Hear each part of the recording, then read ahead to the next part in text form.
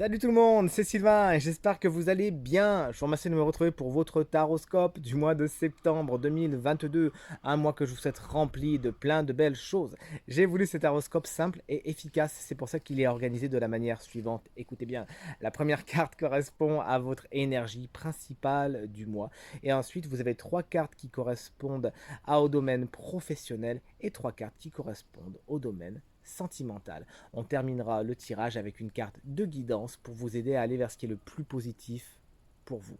Attention, puisque le tirage est général, les trois cartes peuvent vous parler et même raconter une histoire ou, encore une fois, chaque carte peut représenter une énergie séparée des autres. Peut-être que vous serez concerné par les trois énergies, peut-être que vous serez concerné par une ou deux des énergies, vous nous le direz. En tout cas, je vous souhaite un très très bon mois de septembre. Si vous souhaitez une consultation privée, vous trouverez toutes les informations pour me joindre dans la barre de description de cette vidéo et elle s'affiche également au bas de votre écran. Tout de suite, place au tirage. Salut les taureaux, ascendant taureau et signe lunaire en taureau. Je vous remercie de me retrouver pour votre taroscope du mois de septembre 2022. Un mois que je vous souhaite rempli de plein de belles choses. Alors, les cartes ont été battues au préalable et maintenant il ne reste plus qu'à faire la coupe, à se connecter au tarot. Et je demande à voir les énergies des taureaux, ascendant taureau et signe lunaire en taureau pour le mois de septembre 2022. Et on découvre donc ensemble ce que vous réserve énergétiquement ce mois-là. Votre carte principale pour le mois de septembre, c'est la carte du 6 de Pentacle à l'envers qui vous explique qu'il faudra vraiment faire un travail sur la notion de donner et de recevoir. Où en êtes-vous dans ce domaine, à ce niveau, pardon, dans tous les domaines de votre quotidien? Est-ce que vous donnez plus que vous ne recevez? Est-ce que vous recevez plus que vous ne donnez? C'est à vous de nous le dire. Toujours est-il, le tarot attire votre attention sur cela. Et c'est vraiment votre énergie principale. Il s'agira donc d'y veiller. Attention également, il pourrait y avoir également certains moments où on vous doit quelque chose et malheureusement, ça ne vient pas. Bien sûr, les pentacles sont d'ordre matériel et financier, donc ça pourrait justement concerner quelque chose par rapport au matériel et au financier, quelque chose que vous attendiez et qui a du mal à venir. Veiller également vous-même à être réglo à ce niveau-là et à bien faire les choses dans les règles. Si vous devez quelque chose, il s'agira de bien le rendre, le donner en temps et en heure. Voyons donc maintenant les trois énergies principales de votre professionnel. Donc comme je l'ai dit en préambule, soit vous serez concerné par les trois énergies qui formeront comme une petite histoire, ou soit vous serez concerné par une ou deux des cartes qui vont se présenter à vous. La première énergie qui sort pour vous au niveau du professionnel, c'est justement la reine de Pentacle, la reine de la terre, la reine du matériel et du financier justement. Cette carte, elle est très bénéfique au niveau du travail puisque vraiment, elle explique que ce que vous touchez a un petit peu tendance à se transformer en or. Il y a tout simplement des bonnes opportunités. Les choses sont vraiment dans l'épanouissement. Ça me fait rire parce que j'ai un petit lapin depuis pas longtemps. Il ressemble comme deux gouttes d'eau à celui-là. Et sauf que le mien a les oreilles noires. Je vous ferai une petite photo, un de ces quatre, petite vidéo. Et résultat des courses, revenons à nos moutons, enfin à nos lapins. Cette carte, elle est positive dans le sens où elle montre que il y a l'abondance qui arrive. C'est-à-dire que les graines qui ont été plantées, là, ça y est, elles commencent à éclore. Et il y a vraiment un bourgeonnement à tous les niveaux de vos projets qui commencent vraiment à prendre vie. Et vous arrivez en plus à maîtriser la sphère personnelle et la sphère professionnelle vraiment d'une main de maître. Il y a un grand équilibre à ce niveau-là. Félicitations.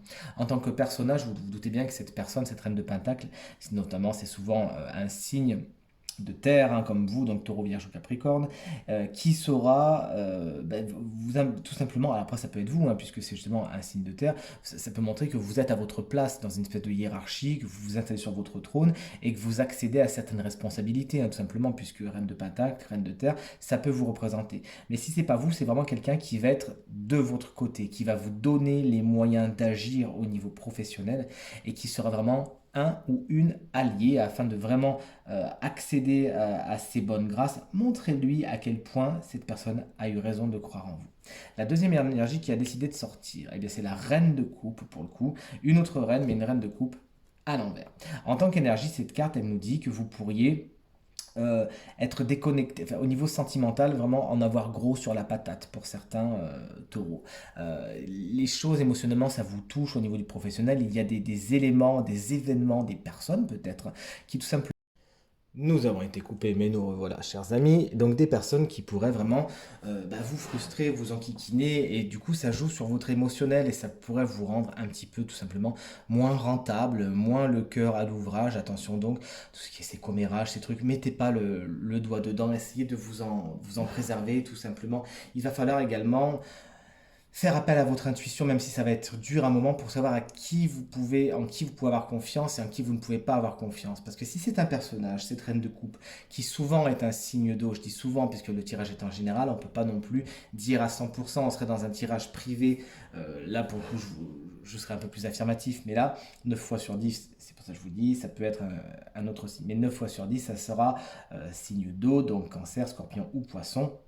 Cette personne, vraiment à l'émotionnel, très très haut et ça peut l'amener vraiment à avoir des comportements un peu irrationnels, à être irascible, à pas spécialement être sympa avec vous. Puis n'oublions pas que cette reine, c'est quelqu'un qui, quand même à un moment donné a un certain statut et donc qui pourrait être un peu je vais pas aller jusqu'à tyrannique parce qu'on n'est pas non plus dans une reine de bâton ou un roi de bâton, mais quelqu'un qui pourrait en gros vous faire payer ses sautes d'humeur tout simplement. Si vous le pouvez, essayez de ne pas rentrer dans son jeu, de ne pas l'alimenter, de vous faire tout petit à côté d'elle et tout se passera pour le mieux. Troisième énergie qui concerne le matériel et le financier, décidément, encore une très belle carte pour le professionnel, pardon, une très belle carte pour le professionnel, c'est le chevalier de Pentacle, parce que alors lui, autant vous dire que c'est une carte qui dégage beaucoup de fiabilité et encore une fois de rendement. Il y a du labeur, il y a beaucoup de travail, il y a beaucoup d'investissement, mais en même temps, l'investissement du chevalier de Pentacle, il est toujours payant. Il fait jamais rien gratuitement celui-là, et surtout il le fait tellement avec professionnalisme, minutie, on peut compter sur lui. Vous voyez ce que je veux dire? Donc fatalement, lui, ben, il amène ce pentacle sur lequel il a travaillé, il a vraiment de l'or dans les mains, et c'est le moment de semer les choses avec beaucoup d'ardeur, beaucoup de patience aussi, beaucoup d'investissement, mais ça rend quelque chose de bien. Donc votre investissement, il est vraiment payant au niveau du professionnel. En tant que personnage, ce personnage, c'est quelqu'un qui arrive, 9 fois sur 10, encore une fois, c'est un signe de terre comme vous, mais bon, je vous en ai parlé juste avant. Et donc cette carte, elle vous explique que ce personnage, c'est quelqu'un qui va réussir à vous tirer vers le haut, qui est fiable, qui a vu des choses, qui avance lentement mais sûrement et qui a une grande expérience. Et cette expérience, elle sera à un moment donné à votre disposition. C'est quelqu'un qui peut vous apprendre des choses, vous montrer comment faire. Et vraiment, son savoir-faire, son expérience, son passif vous aideront à atteindre vos objectifs, encore une fois, lentement mais sûrement. On passe maintenant à trois énergies qui concernent votre sentimental. La première énergie, c'est la carte de l'empereur inversé, eh bien, tout comme les Capricornes justement, dont on a fait le taroscope il y a peu.